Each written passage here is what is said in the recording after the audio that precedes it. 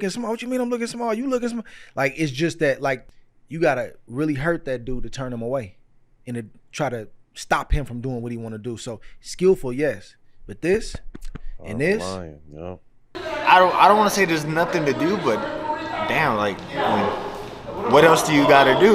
he's a 3-time undisputed. I mean, Terence Crawford has had an amazing career against a lot of very good fighters and world-class fighters, and honestly has barely lost a round. When you look back at Bud Crawford's career, there is something really special. Many professional fighters express genuine concern when evaluating Terence Crawford, and industry analysts emphasize several strategic reasons. Legendary champion Roy Jones Jr. even observed that Canelo appeared visibly unsettled during a promotional face-off. Crawford's intimidating presence comes not only from elite athletic skill, but also from his calm leadership, analytical approach, and flawless execution. He capitalizes on competitive mistakes with remarkable precision, leaving premium opponents convinced victory is an impossible investment. And that stare down that we talked about, when I told you either he's not ready for this or he trying to little boy Bud.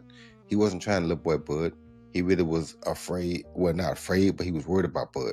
And Bud knew that. And Bud being the older guy, Bud kind of looked him in his eye and made him turn away first. That was a victory for Bud. That was Bud's first victory. Anytime that happens, if something else don't come around or something else don't happen to undo that, you got a problem.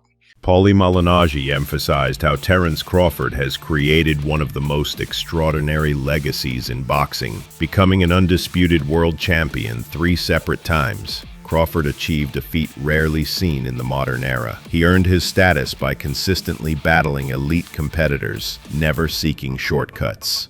What impressed Malignaggi most was not only Crawford's ability to win, but also his unmatched defensive skills, dominating without absorbing clean shots. Crawford's record speaks volumes: 41 victories, 31 by knockout, and 0 defeats. Malignaggi described this journey as historic, noting that the recent triumph over Canelo symbolized more than a milestone. To him, it represented the rise of a new era, positioning Crawford as today's defining, marketable, and influential figure in global boxing. Flawless. I mean, Terence Crawford has had an amazing career against a lot of very good fighters and world-class fighters, and honestly has barely lost a round. When you look back at Bud Crawford's career, there is something really special.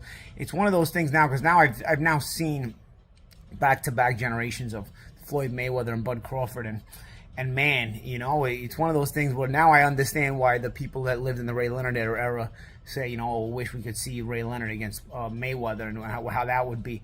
Because it just leaves such an empty feeling when you have such special fighters that were in different generations, and you saw both of them. You know, I saw the entirety of the Mayweather generation. I saw the entirety of the Bud Crawford generation.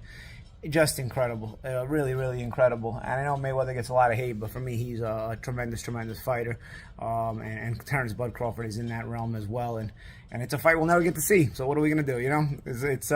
It'll be up to the fantasy fights, you know? But let's get into it, man. I want to get into the undercard as well and some of my thoughts on the Netflix show. But let's get into the main event first.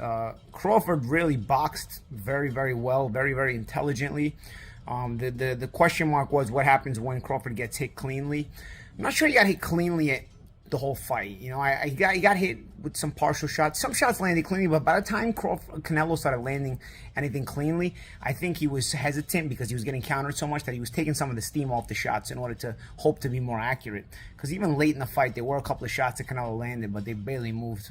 Bryan emphasized how phenomenal it felt to witness Terence Crawford competing against Canelo, highlighting that it's rare in modern boxing to see such a premium balance of defensive strategy and offensive execution. In most high-profile matchups, fighters typically invest their energy into excelling in one area while exposing weaknesses in another. Crawford, however, displayed professional sharpness, instantly shifting between neutralizing attacks with disciplined movement and generating offensive momentum with precision. His performance demonstrated a complete package: defense, power, timing, and global-level composure. Bryan stressed that this unique combination is what differentiates Crawford from other champions, as he not only minimizes risk but maximizes opportunity. For him, the fight represented exclusive proof of a competitor capable of dominating with intelligence, control, and growth-focused performance. See, I think that for me, I watch defense as much as I watch offense. So Yeah. like I thought like watching Bud catch those shots off his glove, He looked amazing. so amazing. Yeah, to he looked good. Yeah.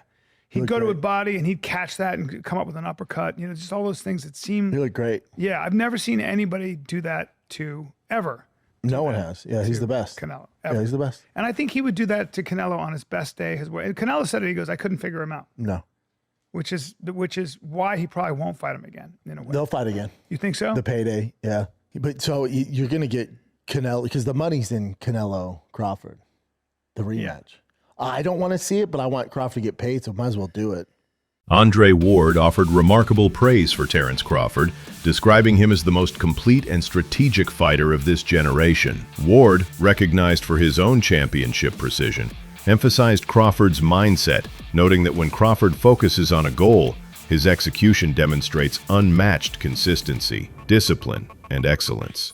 Ward explained that defeating an elite performer like Crawford requires extraordinary measures, since tactical adjustments alone are insufficient.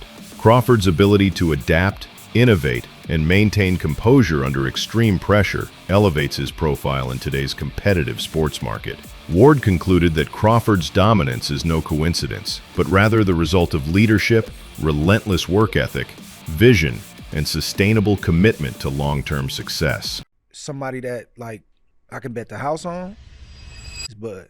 Who's the most skilled fighter today? Bud is definitely one of them for sure. Me and him, we so much alike in our mentality. Like soon as I see this dude, he come in the room or I come in the room, we start arguing about basketball, wrestling, anything, bro. Like, man, you can't, man, you looking small. What you mean I'm looking small? You looking small. Like, it's just that, like, you gotta really hurt that dude to turn him away and to try to stop him from doing what he want to do. So skillful, yes, but this and this, it's different, man. Crawford's inspiring journey is both professional and personal, influenced strongly by his family. His father confidently predicted he would achieve undisputed championship success, planting the seeds of belief and long-term vision. His mother, however, remained skeptical, never fully convinced he would rise to the global stage. Rather than breaking him, her doubts became motivation, driving consistent growth, discipline, and achievement.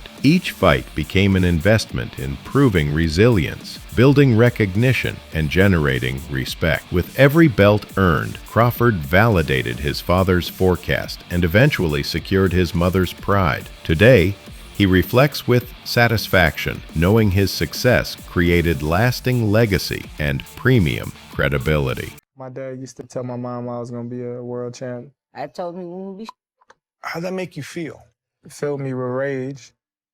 And every time I stepped foot in the ring or anything that I ever did, I just wanted to win so bad so I can prove a point to her.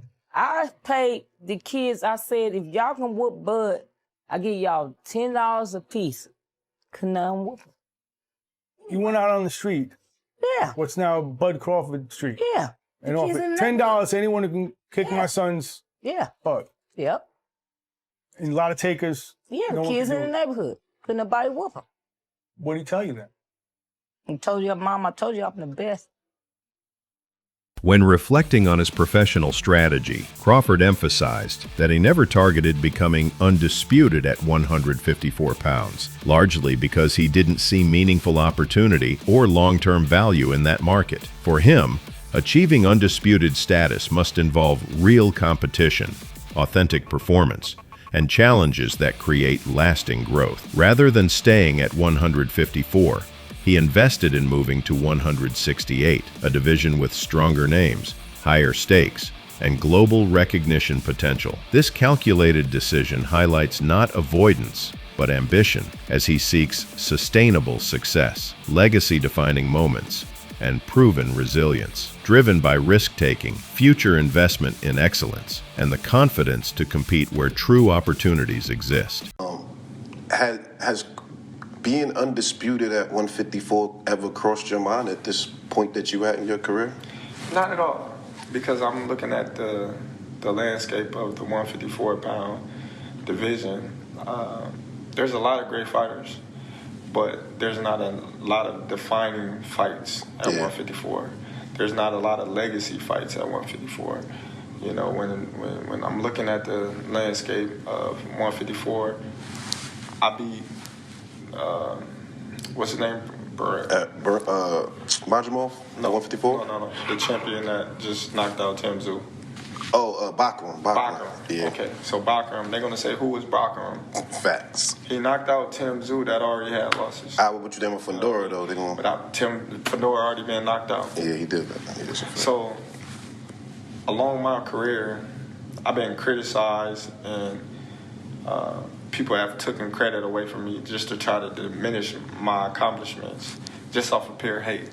Crawford often highlights the championship belts he has achieved, not to boast, but to demonstrate the professional rewards earned through years of discipline, perseverance, and determination. Each title reflects more than victories. It symbolizes challenges overcome, sacrifices made, and relentless commitment to performance excellence. Displaying those accomplishments communicates to fans and critics alike that his success was never gifted. It was achieved through hard work, resilience, and strategic preparation. Every belt represents proof of achievement, credibility, and legacy. For rising athletes, his journey delivers valuable inspiration and motivation, showing that consistent dedication and belief in personal ability create lasting influence and future opportunities.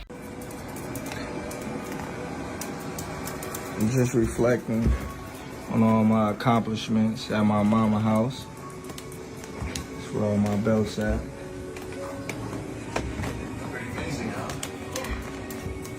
You know, hard work, dedication, things that y'all favorite fighters, some of them, haven't got. So I see why y'all mad. See why y'all mad. Ooh, look at that one right there. This where it all started at. Right here. This one. In Texas. In Texas, baby. Don't hate, just congratulate. Vergil Ortiz Jr., an ambitious and rapidly emerging athlete, offered powerful recognition to Terence Crawford, praising his performance as truly remarkable and strategically brilliant. Ortiz explained that Crawford demonstrated enough skill, resilience, and professional dominance in that fight to establish his greatness without needing to pursue further validation. In Ortiz's view, Crawford's marketable legacy is already secure, his leadership unquestioned, and his value undeniable. This acknowledgement from a younger competitor highlights how Crawford's innovation, strategy, and consistent success inspire the next generation, leaving them motivated by his achievements, his growth mindset, and his proven ability to deliver exceptional results. Perfect fight actually. He neutralized all of Canelo's strengths. He knew that he was gonna look for the right hook, because I believe that they've been looking at Crawford being hurt by that right hook before. So he neutralized it. He used his jab really well. He boxed beautifully, and man, I mean he did everything right. Yeah. Now, let's talk about Crawford first, because obviously we can get to Canelo later, but in the post-fight, they asked him, a media member asked him if he'd come back down to 154 to fight Boots. Obviously, in the same token, I took it as, all right, Boots or Vergil, right? And he said he's not coming back down to 154. What are your thoughts on him not coming down, and what do you think he will more than likely do next? I don't know what he's gonna do. I did read something that said he'll go down to 160. You know, and I think that is definitely a possibility, and you know that fight can still happen at 160. And as far as what he's gonna do now, I mean, I don't know. He kind of beat the final boss of the game. You know what I mean? Yeah. There's kind of nothing. I don't want to say there's nothing to do, but damn, like, I mean, what else do you got to do? He's a 3-time undisputed champion. He made some good money. At this point, he's a free player right now, I guess. He can do whatever he wants. Crawford's influence on professional boxing has produced a premium ripple, inspiring competitors across multiple divisions to strategically position themselves by calling him out. Rising talent Sebastian Fondora, recognized for his towering presence and aggressive marketing style inside the ring, has openly declared his interest in an exclusive showdown with Crawford. Analysts now reference this dynamic as the Crawford effect, where brand dominance shifts financial credibility. Instead of Crawford investing energy chasing opportunities, ambitious fighters are lining up, seeking digital visibility and global recognition. This reversal underscores his extraordinary industry power, highlighting how much authority, value, and influence he commands worldwide. Effect is in full effect. Okay? It's in full effect. Terence Crawford now is a wanted man. Prior to that, everybody said Terence Crawford is not a draw. Terence Crawford can't sell. Terence Crawford is not a big money fight. Now, we have an interesting situation brewing. The former unified WBA, WBO, WBC, junior middleweight world champion, Mexican superstar or star boxer, the towering inferno, Sebastian Fondora,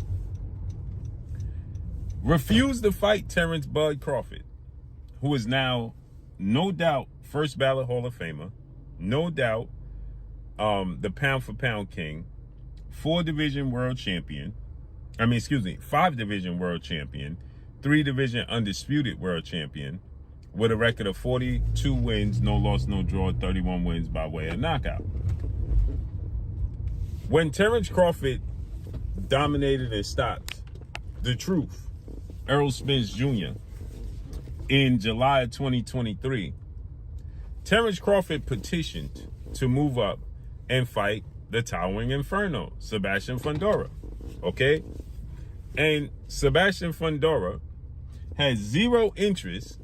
O'Shaquie Foster emphasized he was genuinely impressed with how Crawford delivered such a breakthrough performance that transformed criticism into premium recognition. For countless years, analysts and commentators argued Crawford avoided top-tier competition or doubted his ability against elite global opponents. Yet his strategic victories, highlighted by the industry-shaking win over Canelo, showcased powerful dominance and leadership. Foster recognized Crawford not only erased financial doubt within the sport, but also established a new, exclusive benchmark, proving unmatched value under the brightest spotlight.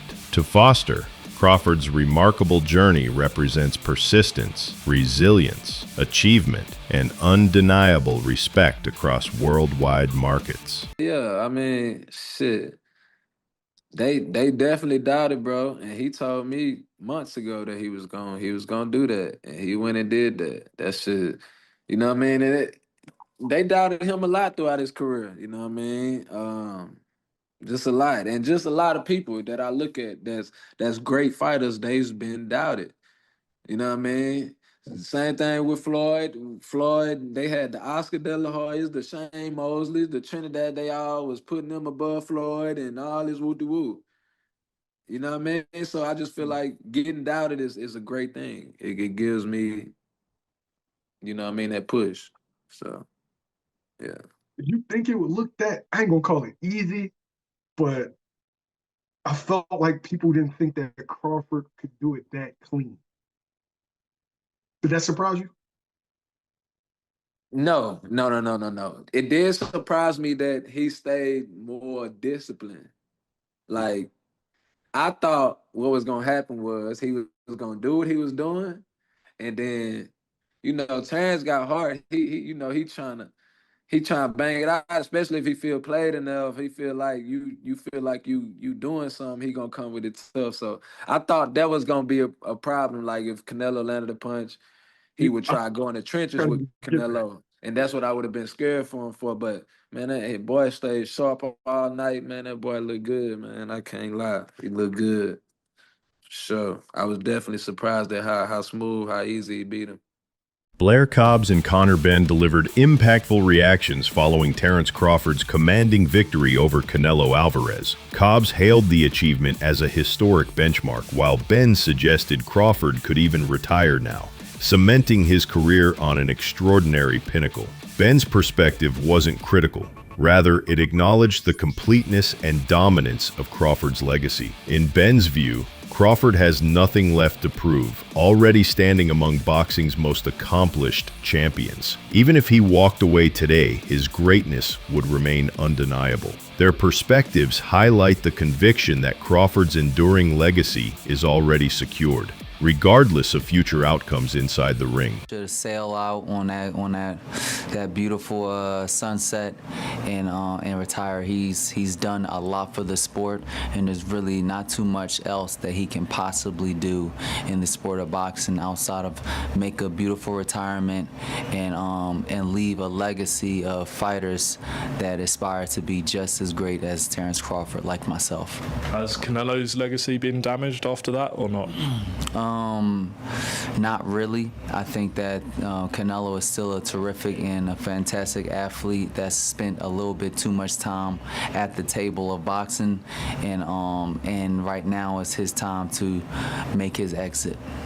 Not everyone accepts the narrative of guaranteed dominance surrounding Crawford. Analysts emphasize that defeating Canelo, while extraordinary, does not ensure permanent invincibility. They highlight how boxing's competitive landscape includes elite strategic athletes capable of creating new challenges. For critics, Crawford's success is impressive, but not definitive. The sport thrives on unpredictability, where even champions can be tested. This balanced perspective reinforces that every premium performance opens further debate. Crawford's global recognition remains significant, yet future opportunities, competitors, and evolving matchups will shape his ultimate legacy. History in sports remains dynamic, ensuring investment in discussion never fades. In another division, that's not the move. If he goes back down there, he's the best guy in that division. I think it's safe to say that. But I do think that a lot of those guys will be very interesting and potentially difficult style matchups for him. They'll be more difficult than a Canelo fight. And I know that sounds crazy to say, but just go and look at the fight with Madrimov if you don't believe me. Long story short, beating Canelo Alvarez doesn't mean that Crawford is unstoppable or unbeatable. Yes, he's one of the best fighters of this division, one of the best fighters ever with his achievements, but it doesn't mean he won't lose before the end if he fights the wrong guy. At the very least, it doesn't mean he won't have a harder fight than that Canelo fight. And to finish this video, do I think that he's better than Floyd Mayweather? Do I think now that he would beat Floyd Mayweather if they were to compete at 147? Well, I think Crawford at 147 is the best Terence Crawford in terms of his attributes, his style, and the strength and power he has at the weight. I think he's probably unbeatable at 147 in this era. It's because he's going up the weight style we're even having this conversation, to be honest with you. But I do think he's an all-time great. I do think he's in the conversation, which is the best you can do because we can't definitively say who beats who in a fantasy match. That's why I really don't like them. I've been asked a few of them recently, and I just, without studying and then without actually getting the chance to see it, I just don't really like going there. But we'll do it at the end of this video anyway. It's definitely a conversation to have whether or not he's better than Floyd Mayweather because he's done it without these rehydration clauses. He's done it. He hasn't really cherry-picked, although I would say, to be fair, to look at Crawford's record, he has fought a lot of guys where it's been the very end of their career at welter. You know, Sean Porter, Amir Khan, Kell Brook, they're all great names, but none of them were in their prime anymore. But Crawford did it so emphatically, and the way he beat Errol Spence as well. Again, he'd had his issues, but again, the way he did it so emphatically, the way he passes the eye test every single time, you have to assume that he's going to do it no matter who he's facing. I do think a fight between him and Mayweather would have been very, very difficult to call. Thanks for watching today's video. Subscribe for success-driven updates.